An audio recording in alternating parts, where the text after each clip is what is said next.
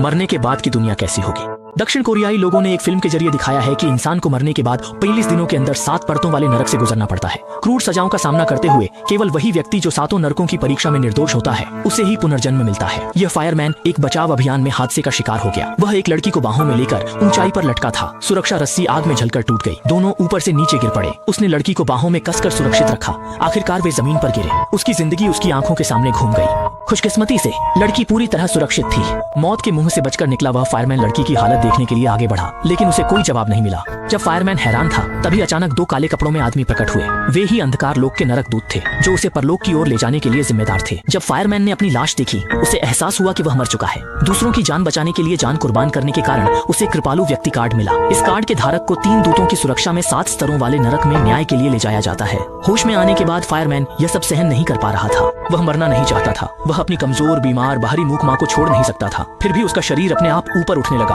और एक रहस्यमय स्थान में खींचता चला गया। कुछ देर बाद फायरमैन नरक के द्वार पर पहुंचा जहां हाल ही में मरे लोग इकट्ठा थे। वे सभी पुनर्जन्म के लिए इंतजार कर रहे थे। दूत फायरमैन को उनके कप्तान से मिलवाने ले गया। फायरमैन को दयालु व्यक्ति कार्ड प्राथमिकता से प्रवेश मिला। 7 परतों नरक न्याय हल्के से भारी अपराध क्रम से। पहली परत हत्या का नरक है। हत्या फायरमैन का सबसे हल्का अपराध था। फायरमैन के चेहरे पर हैरानी थी। उसने तो हमेशा जान बचाई है, फिर उस पर हत्या का आरोप कैसे लग सकता है। दूत ने समझाया कि यहाँ हत्या का मतलब सीधे मारना नहीं है। किसी की बातों या व्यवहार से या अप्रत्यक्ष रूप से मौत का कारण बनना भी अपराध माना जाता है। अचानक एक भयानक चेहरा वाला व्यक्ति प्रकट हुआ। वही हत्या के नरक का शासक था, ब्यानचिंग दावांग। उसने फायरमैन को दोषी ठहराया कि बचाव अभियान में वह साथी को बचा न सका, जिससे उसकी मौत हो गई और उसे अप्रत्यक्ष हत्या का दोषी ठहराया गया। अपराध बोध से भरा फायरमैन असमंजस में था कि वह अपनी सफाई में क्या कहे।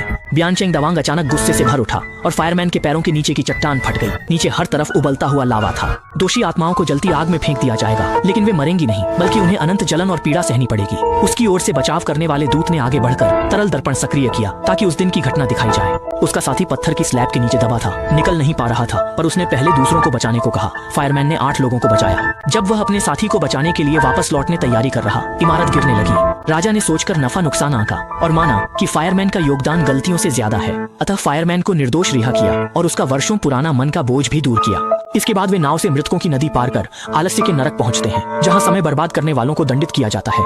इस स्तर की प्रभारी चू जियांग दावांग एक द्रव दर्पण से फायरमैन का जीवन देखती हैं। वह पाती हैं कि उसने जीवन भर मेहनत और ईमानदारी से काम किया। फायरमैन के आशावादी और सकारात्मक जीवन दृष्टिकोण से प्रभावित होकर वह उसके लिए एक स्मारक बनवाने और जीवनी लिखवाने की इच्छा जताती हैं। जब चू जियांग दावांग को पता चलता है कि फायरमैन ने पैसे के लिए संघर्ष किया था, तो उनके चेहरे की मुस्कान अचानक गायब हो जाती है, क्योंकि नरक में पैसे को वेई शेन कहा जाता है और उसकी पूजा करना भी एक बड़ा अपराध माना जाता है। चू जियांग दावांग तुरंत आदेश देती है कि उसकी बांस की बेड़ा दूर धकेल दी जाए।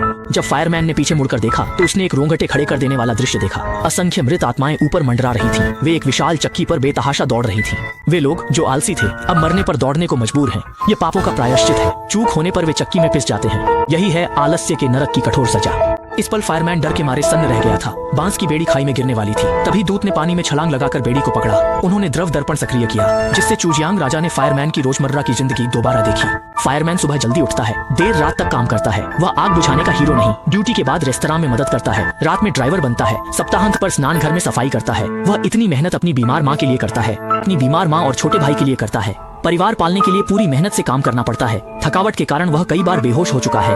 15 साल से काम करते हुए उसने एक दिन भी आराम नहीं किया। वह पैसों की जंजीरों में जकड़ा हुआ है, लेकिन इसमें उसकी क्या गलती है। जब चू जांग को फायरमैन की कठिनाइयां जानी तो वह उसकी मेहनत से प्रभावित हुआ और फैसला सुनाया कि फायरमैन की कोई गलती नहीं थी। दूसरी मंजिल पार हुई। अगली मंजिल पर जाते ही असंख्य भटकी आत्माओं ने हमला किया। दूत ने सभी भटकी आत्माओं को नष्ट किया। इसका कारण था फायरमैन के करीबी रिश्तेदार की अन्यायपूर्ण मृत्यु, जिससे वह आत्मा भी भटकी बन गई। फायरमैन को सबसे पहले अपनी माँ की चिंता हुई। जब वे भटकी आत्माओं से निकल गए तो मुख्य दूत ने खुद धरती पर जाकर सच्चाई जानने का फैसला किया। उसे मृतक की पहचान पता करनी थी, क्योंकि केवल अन्याय से मरे व्यक्ति के शव को जलाने से ही वे इन भटकी आत्माओं से पूरी तरह छुटकारा पा सकते थे।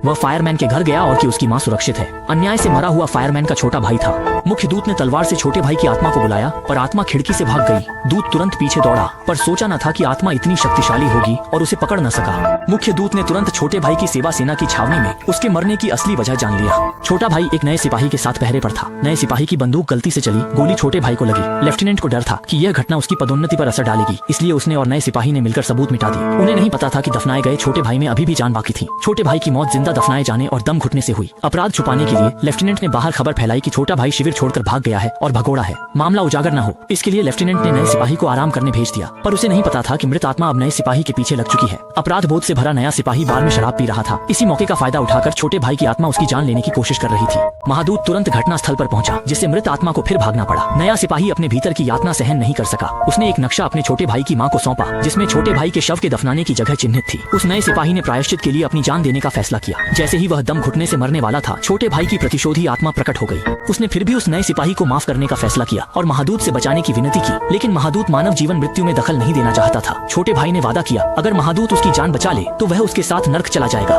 आखिरकार महादूत ने इस अनुरोध को स्वीकार कर लिया और अंततः नए सिपाही की जान बचाने में सफल रहा। छोटे भाई ने महादूत से यह भी कहने को कहा कि यह उसकी जिम्मेदारी नहीं है और उसे अच्छी तरह से जीवन जीना चाहिए। आखिरकार छोटे भाई की सारी शिकायतें भी दूर हो गईं। इस समय नर्क में फायरमैन छठी परत हिंसा के नर्क तक पहुंच चुका था। पिछली कुछ परतें फायरमैन के लिए कोई मायने नहीं रखती थीं, वह बस आसानी से उन्हें पार कर गया। लेकिन छठी परत में फायरमैन को एक मुश्किल समस्या का सामना करना पड़ा, क्योंकि उसने हाई स्कूल के समय अपने छोटे भाई की पिटाई की थी और आज तक उसका भाई उसे माफ नहीं कर पाया था। इस बार उसका अपराध साबित हो गया और महादूत भी उसे बचाने के लिए समय पर नहीं पहुंच सके। उसने महिला दूत से अनुरोध किया कि छठी और सातवीं परत का संयुक्त रूप से न्याय किया जाए, लेकिन अगर सातवीं नरक में उसे दोषी ठहराया गया तो फायरमैन पुनर्जन्म का अवसर खो देगा, उसे दोगुनी सजा मिलेगी और दूतों की हजारों वर्षों की पुण्याई भी शून्य हो जाएगी। आखिरकार उन्होंने जोखिम उठाने का फैसला किया, क्योंकि सातवीं परत पारिवारिक कर्तव्य और आज्ञाकारिता का प्रतीक त्यानालुन नरक है। फायरमैन एक बेहद आज्ञाकारी और माता पिता का सम्मान करने वाला व्यक्ति है। अंततः राजा ने याचिका को मंजूरी दे दी।